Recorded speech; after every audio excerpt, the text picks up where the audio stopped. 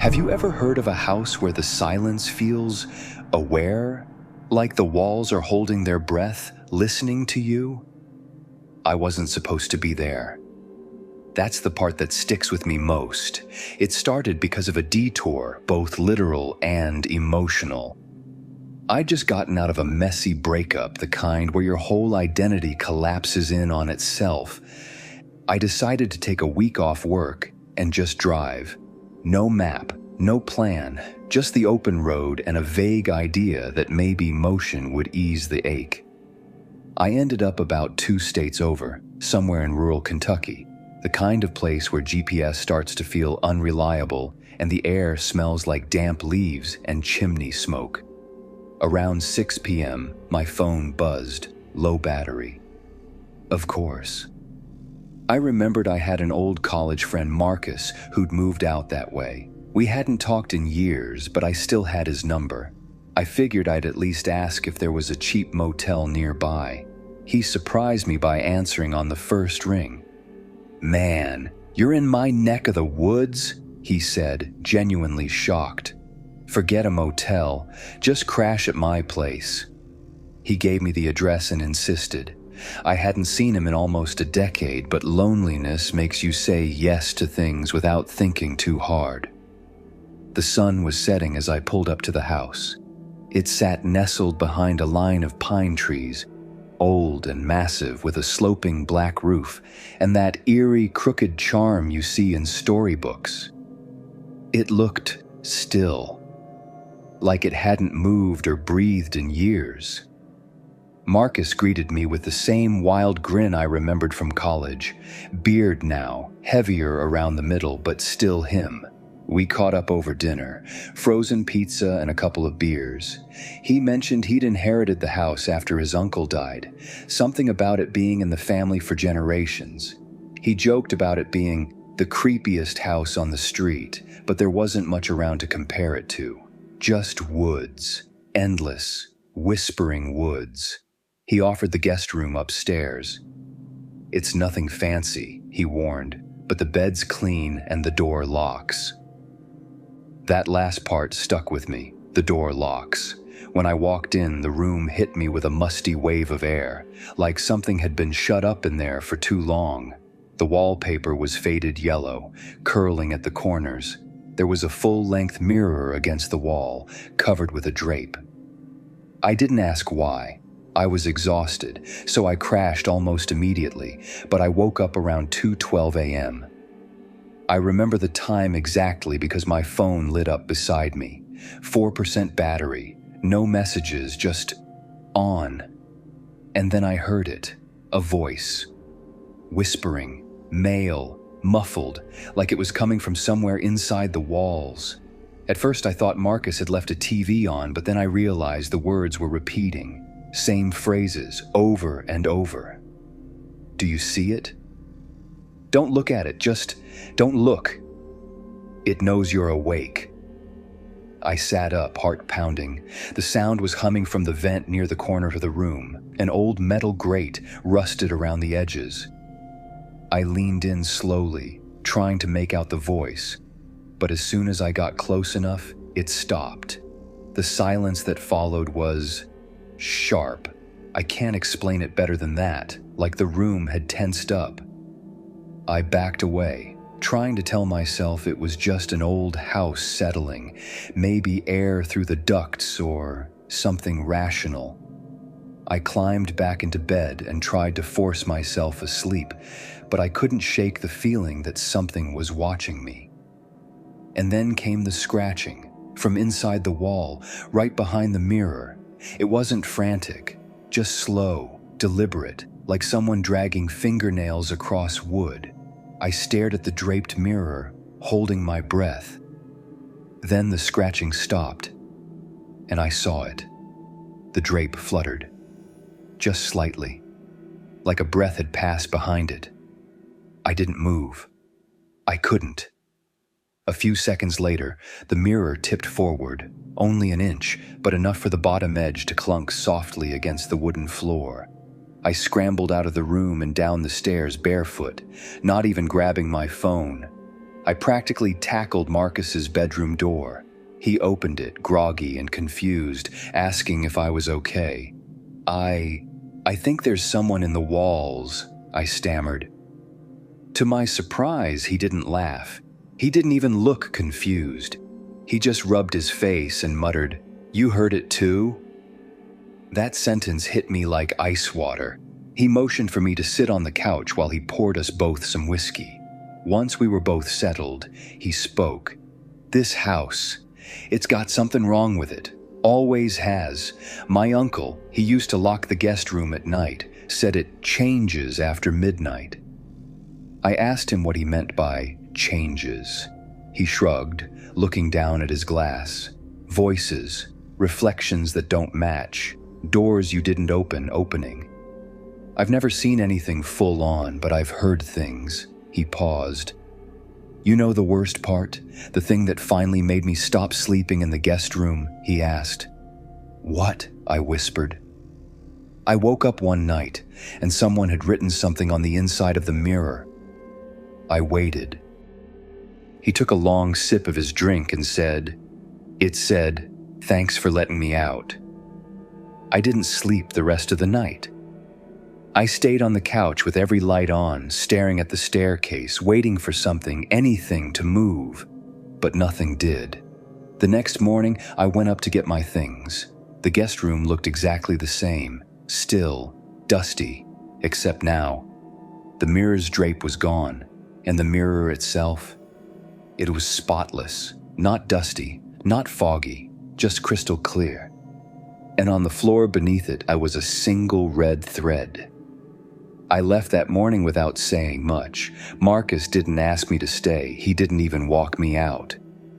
I kept the mirror in my peripheral vision the whole time I packed, never turning my back to it, just in case. That was almost a year ago. Since then, I've had 3 separate nights where I wake up at 2:12 a.m. on the dot. Every time I hear faint whispers, just for a few seconds. But not from the walls, from my closet. There's no mirror in there, not anymore. But sometimes I swear I can still hear the sound of someone dragging their nails along the wood. Slowly. I got rid of every reflective surface in my room. I sleep with the light on, but deep down, I know it's not over. Because sometimes when I'm brushing my teeth or passing a dark window, I see movement behind me that doesn't match mine. Something watching, waiting, and I think back to that red thread on the floor. Who or what did I help let out of that house? I don't think I'll ever know, but whatever it is, it followed me home. If you thought that story was crazy, just wait until you hear about this Ouija board haunting that will make you second-guess the spirit realm. Have you ever heard of someone using a Ouija board and something actually answering? I used to be the kind of guy who laughed at ghost stories, the kind of guy who'd roll his eyes at haunted house YouTube videos and blame everything on the wind or faulty wiring. Not anymore. Not since the night I played with that damn board. It wasn't even mine. I'd never owned one and never planned to. But my friend Caleb had brought one to our game night like it was some kind of party trick. "There's a spirit in my apartment," he said, joking. "We need to confront it." We all laughed. There were 4 of us. Me, Caleb, his girlfriend Steph, and our mutual friend Richie. We had some drinks, watched a dumb horror movie, and then finally, around midnight, Caleb dimmed the lights and set the board on the coffee table. I remember the way the plastic planchette clicked softly against the surface when he dropped it. It gave me goosebumps, but I didn't say anything. Too prideful, I guess. "Come on, let's talk to the dead," Richie joked. We all sat around the board, barely able to keep straight faces. At first, nothing happened. We asked stupid questions. "Is anyone here? What's your name? How did you die?" Then the planchette moved, just a tiny shift. All 4 of us immediately accused each other of doing it. "No, seriously, hands light, nobody push," We asked again, "Is anyone here?" The planchette glided to, "Yes." Now we were all nervous laughing. Caleb, still playing the host, asked, "Who are you?" The planchette slid around for a while before spelling Elias. None of us knew anyone by that name. Steph Googled it under the table and whispered, "It's biblical. Means Yahweh is God." I remember feeling cold, like the air dropped a few degrees. I didn't say anything, but the hairs on my arms were standing up. "Elias," I asked, "how did you die?" The board spelled out Burned. That's when the joke stopped. None of us said anything for a long second. The planchette was just sitting there still. The silence felt loaded. Steph finally spoke. "Do you want to hurt us?" The planchette jerked violently to yes. Everyone pulled their hands back at once. The thing clattered across the board and landed on the floor. "I'm done," Richie said. "Screw this." We all kind of awkwardly agreed and tried to laugh it off again, but something had shifted. The mood was different, heavier. No one said goodbye. And if you've ever read the rules of a Ouija board, you always say goodbye. I left shortly after. It was just after 1 a.m. when I got home. I live alone, small house, kind of tucked away from the main road. Nothing fancy, quiet, usually. That night, I didn't sleep, not because I was scared. At least that's what I told myself. I was just wired. Adrenaline, maybe. My chest felt tight the whole time. I lay in bed with the TV on, just trying to distract myself. Around 3:11 a.m., the screen froze. No error message, no power loss. Just stuck, mid-scene. The audio cut out completely. I sat up and grabbed the remote, thinking maybe the app had crashed or something. That's when I heard it. 3 knocks, not on the door, from inside the house. Rhythmic, slow, like knuckles on drywall. I held my breath. Another 3 knocks, this time closer. They were coming from the hallway. I grabbed the bat I kept under my bed and crept out into the dark hallway. The lights were dim and the silence was sharp enough to make my ears ring. No one was there. But something was wrong. The hallway felt longer than usual, like it was stretching into the dark. That's when I saw the shadows move just for a second. A shape darting across the far end. No sound, no footsteps. I flipped every light on in the house. Searched the place, top to bottom. Nothing, but that night marked the beginning of it.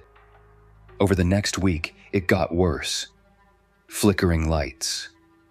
Doors swinging open on their own. My dog, Benny, refused to enter certain rooms. He'd bark at nothing and growl like something was standing right in front of him. One night, I found all the cabinet doors in my kitchen wide open. I live alone. Another night, I came home to find my bedroom window open, completely unlocked, even though I never touched that window. I started sleeping with the lights on, and then came the writing. First, it was just a few smudges on the mirror, almost like condensation, but when I leaned closer, I realized they were letters. "Hello!" I wiped it away, heart pounding. Told myself it was just a trick of the light, a coincidence. The next night, "I see you." I started taking pictures of the mirror, trying to prove it to myself, but the writing never showed up on my phone, only in person. That weekend, I called Caleb. "Hey, anything weird happen after that night?" He was quiet. Then, "Steph moved out." "What? Why?" "She said she saw someone standing in the corner of her bedroom, someone on fire." My blood ran cold. "She thought it was a dream," he continued. "But then the bed started shaking, like full-on vibrating. She ran. She won't come back." We talked for a while, both trying to make sense of it. He mentioned he had nightmares too, about fire, and a name he couldn't stop hearing, Elias. We decided to meet up the next day and close the session properly. Say goodbye. Do it the right way. But that night, I didn't sleep. I tried. I took melatonin. I lay still in the dark. But then, around 2:57 a.m., the power cut out. Everything went black. And in the silence, I heard it. Breathing. Not mine. Low, rasping like lungs filled with smoke. Then a voice, right beside my bed. Say goodbye. I leapt up, scrambling for my flashlight. The beam cut across the room and landed on my closet door, wide open. Something moved just out of view. I ran, sprinted outside barefoot, phone in hand. I called Caleb from the driveway, barely able to speak. He picked up, panicked.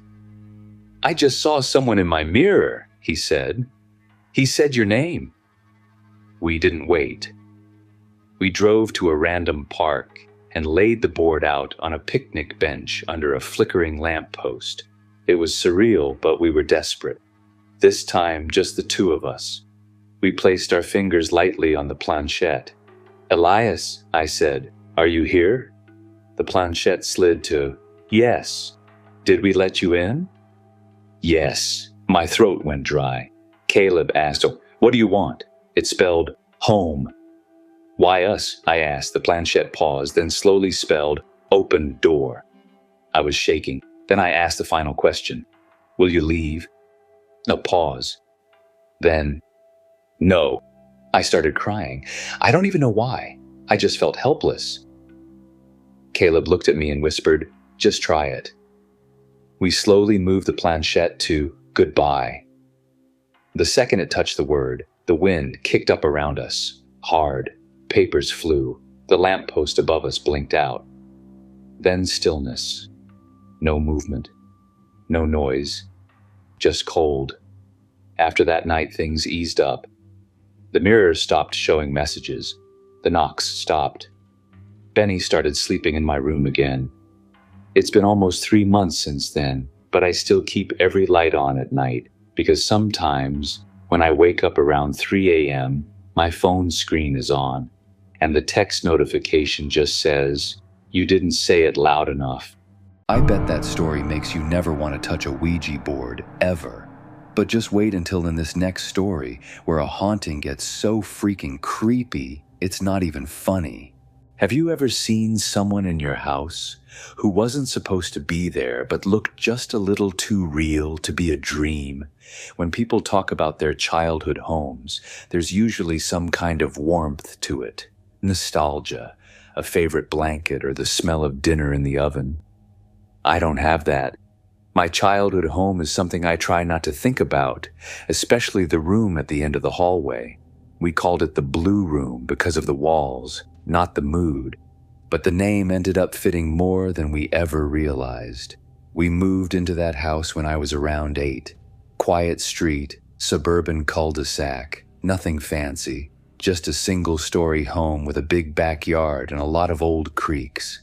My parents loved the house. They always used to say it had character. But even as a kid, I knew something was wrong with it, especially with that one room. It was supposed to be a guest room. Light blue walls, tiny window that faced the neighbor's fence, always colder than the rest of the house. No matter how high the heat was, it stayed cold. My mom kept the door shut most of the time, said it saved energy. That's not why. It started with small things, footsteps at night. My parents would brush it off as the house settling or my imagination. But they didn't hear it the way I did. The steps were deliberate, heavy, slow, like someone pacing in a circle, and always, they ended at the blue room door. I shared a wall with it, so I'd lie in bed and hear that soft creak of the floorboards on the other side, like someone was walking back and forth, right behind the wall. Sometimes I'd knock on it, just once. Software. And I'd swear to God, I'd hear 2 knocks back. I never told anyone. I figured it would sound insane, that maybe I was dreaming or just being a scared kid until my older brother brought it up. He was 16 at the time, total skeptic. One night, he came into my room out of nowhere. He looked pale, shaken. That wasn't like him. "You hear someone walking around at night?" he asked. I nodded. He stared at the wall we shared with the blue room. "Don't go in there," he said. "Ever." I didn't ask why, but a few days later, he moved all his stuff into the garage and started sleeping out there.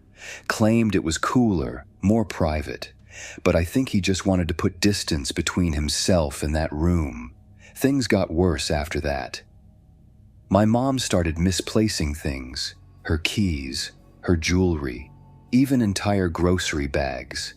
At first, we laughed it off. "Ghost of the blue room strikes again," my dad used to say, until he stopped joking about it.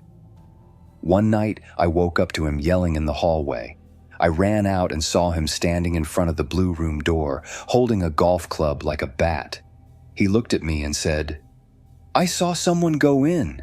He flung the door open and turned on the light. Empty. Nothing was out of place, nothing missing. But the bed sheets were pulled back, like someone had just gotten up. He didn't sleep the rest of the night. After that, we kept the blue room door locked. My mom even stuffed a towel under the crack, said it was to keep the cold from seeping out, but we all knew better. Years passed. We just ignored it, treated it like a utility closet, a weird corner of the house that didn't belong to us. Eventually, I moved out. My brother had long since left. My parents stayed. And for a while, I forgot about it. Until 2 years ago, my dad passed away, sudden heart attack. He died in the living room. After the funeral, I came back to help my mom with the house. Clean up, handle the bills, try to be the adult, even though I didn't feel like one. She didn't want to stay alone. I offered to move back in for a while. The first few nights were okay, quiet, almost too quiet. But on the fourth night, around 2:40 a.m., I woke up to a sound I hadn't heard in over a decade. Footsteps. The exact same pattern I remembered. Slow, deliberate, circling. I sat up in bed and listened.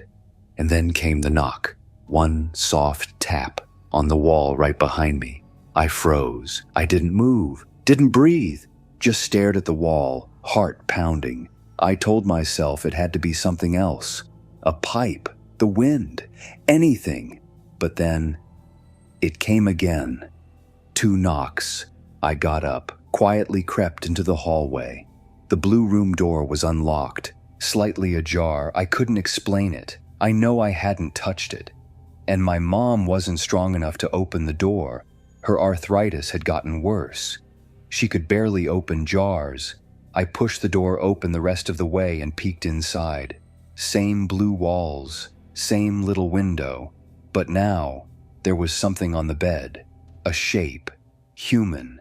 I flipped the light on, no hesitation. I had to know. But the bed was empty. Covers pulled back, just like that night when I was a kid. Only now. There was something else. On the pillow was a photograph. Old. Yellowing, faded around the edges. It was a picture of my dad, sitting on that very bed, smiling, next to a man I didn't recognize. He was pale, wearing an old suit, one hand on my dad's shoulder. I flipped it over. On the back, in messy ink, it read, "Me and James, 1974. James was my dad's name. I took the photo to my mom the next morning. Her hand started shaking when she saw it. "That's not possible," she whispered. "Your father never showed me this." "Who's the other guy?" I asked. She looked at it for a long time, then quietly said, "He used to live here." Before we bought the house. The agent mentioned a death, an accident. They said he died in his sleep. I asked what his name was. She didn't remember. But that night I dreamed of the blue room, only it wasn't a dream. I was standing in the doorway, staring at the bed, and the man from the photo was sitting on it, facing away. I couldn't move, couldn't speak. He turned his head slowly, too slowly, and smiled. Not friendly, not kind. A knowing smile. He raised a hand and pointed to the closet. I woke up drenched in sweat. At sunrise, I went into the blue room again, opened the closet. In the far back corner, behind old boxes of linens, I found a panel, loose wood. Behind it, another photo, same man, but this time standing outside the house, arms crossed, and behind him, barely visible, was the reflection of something in the window, a face, watching. I took both photos and drove them straight to a friend of mine who works in local records. She called me that evening. "You're not gonna believe this," she said. The man's name was Thomas Reeve. Died in 1974 of smoke inhalation. Small electrical fire started in the blue room. He lived alone. They didn't find his body until days later. That was when the house was first listed for sale. My parents never knew. That night, I stood in the hallway again, door open. I didn't go in. I just stood there and said out loud, "We're sorry. We didn't know." The air shifted, not colder this time, just still, like a breath being held. And then the door slowly closed on its own. Since that night, nothing strange has happened. The footsteps are gone, the knocking stopped. We still keep the door shut, but sometimes when I pass it, I feel a presence.